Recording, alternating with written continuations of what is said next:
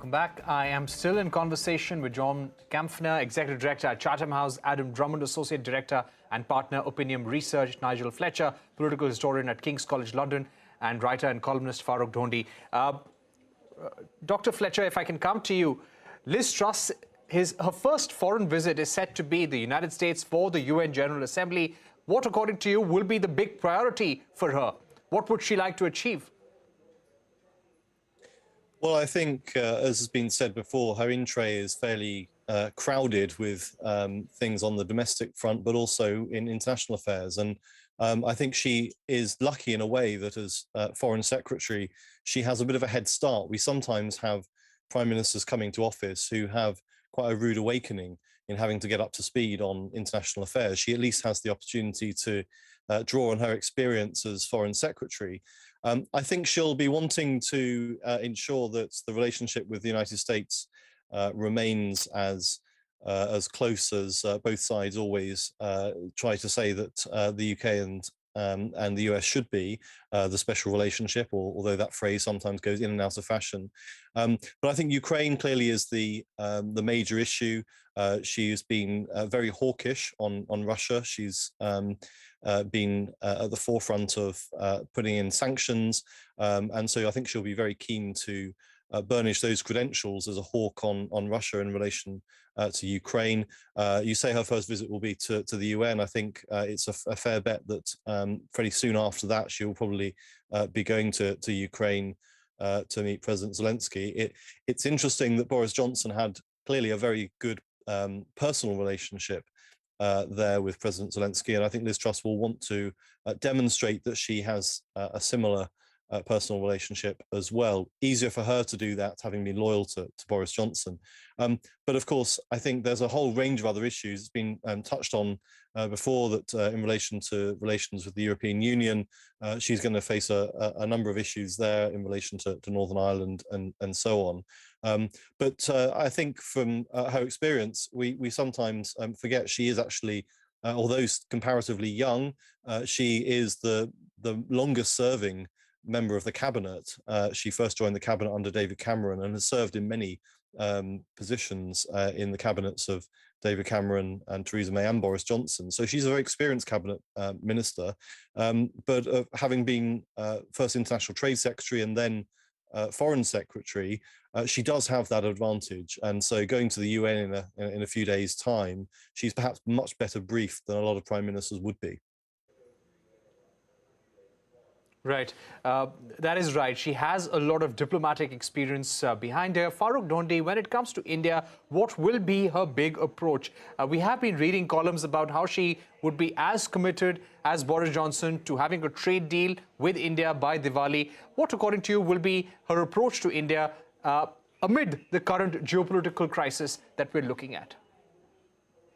I think she'll be desperate for a trade deal with India, because after Brexit, any trade deal, right?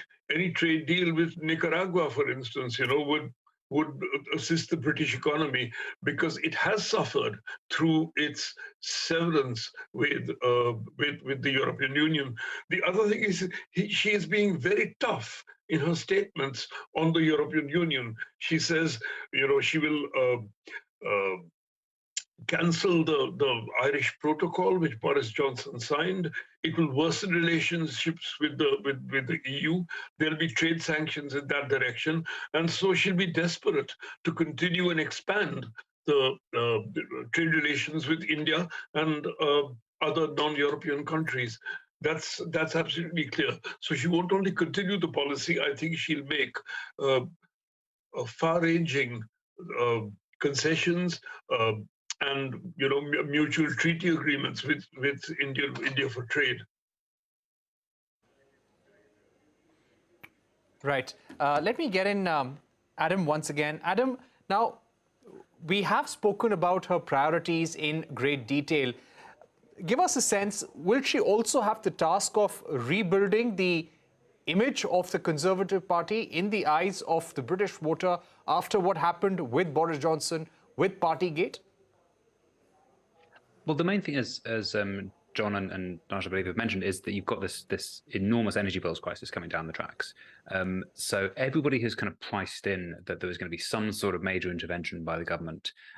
So you would assume and expect, and from our perspective, hope that she will be doing something along those lines. The question is whether or not that boosts the Conservative Party, or whether it is just expected and it's the bare minimum. The other point is that, of course, when the Conservatives won in the 2019 election, it was a very disparate group of different types of voter that they pulled together. They had social conservatives who want a big state and lots of spending on healthcare, etc. And then you had small state liberals who want lower taxes above everything else and to cut back on social spending, etc. So Boris Johnson managed to coalesce those different groups together who have really quite different priorities. Liz Truss, from everything that she said so far, seems to come down very clearly on one side of that divide, the small state side of things. So it's a question of whether or not her first major acts are going to be completely in contravention of her political instincts, in having to enact a massive sort of bailout of households and firms to help them get through the winter. More generally, though, there's the fact that the Conservatives have been in power since 2010. There's a definite feeling of sort of tiredness and exhaustion to the party. Maybe a new prime minister can bring a sense of energy to things, and essentially they do have sort of fresh ideas. But generally, sort of the sort of political pendulum and time is not really on their side. Right. My final question to John. When it comes to China, what, according to you, will be her approach? It will be, or at least she is flagging it to be, very similar to her Russia approach. Previously, there was a thing called the Integrated Review, which was the security and defense review that the British government's come up with every 5 years. The last one, which was issued in March 2021, so only 18 months ago, she's ordered that to be rewritten. It stated that China was a systemic rival or a systemic competitor to the UK, which is fairly standard language. The EU uses similar language. She wants to call it now an acute threat, putting it on the same level. Now, this is with Russia. Now, this is, of course, rhetoric. And there's only the Brits are very good at hubris and at hyping their role in the world. And for me, one of the really important signs of a country growing up is a country that knows exactly where it is. And so the Brits have only got a certain amount of traction with China. They should definitely, they will be folding very much behind the United States and now Australia and Japan as part of the AUKUS deal in their Indo-Pacific area. But it will be a much more confrontational one. It will much more be a friend or foe, a goodies and baddies, dictatorships and democracies one. And that brings us really interestingly back to the India question, because India is absolutely pivotal to the UK. It is now culturally, it is in terms of having jettisoned our near neighbours as our closest friends, otherwise known as the Europeans. The British are now scratching around looking for who they can have alliances with. And that is predominantly dusting down the Commonwealth. And yet at the United Nations General Assembly, when there was the vote on Russia and Ukraine, pivotal Commonwealth countries led by India and South Africa did not take the view of unequivocal support for Ukraine. They very much hedged their bets. India at the same time has a very fractious and difficult relationship with China. So it will be absolutely, as Farouk said earlier, she will go hell for leather to sign a trade deal with India. Whether or not it's good for British business is moot, because I think the Brits will compromise in order to get it over the line in time for Diwali. But they will do pretty much anything and everything to keep India and other Commonwealth states as close as possible.